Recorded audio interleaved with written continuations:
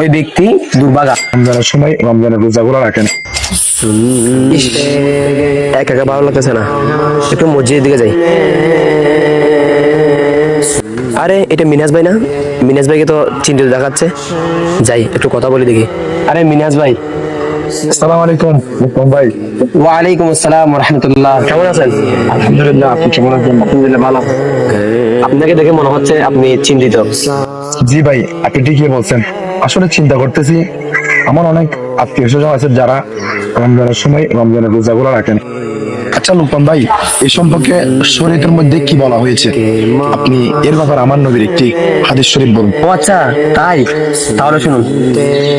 হযরত সাইয়েদনা জাবির বিন আব্দুল্লাহ রাদিয়াল্লাহু তাআলা আনহুমা থেকে বর্ণিত, তাজদারে মদিনা সুলতানে মক্কা মুকাররমা সাল্লাল্লাহু তাআলা আলাইহি ওয়াসাল্লাম ইরশাদ করেছেন, ওই ব্যক্তি দুর্ভাগা যে রমজান মাস পেয়ে সে রোজা রাখলো না। এবং সেই ব্যক্তি দুর্ভাগা যে ব্যক্তি আপন মাতা পিতাকে কিংবা উভয়ের একজনকে পেয়েছে কিন্তু তাদের সাথে সদ্ব্যবহার করেনি।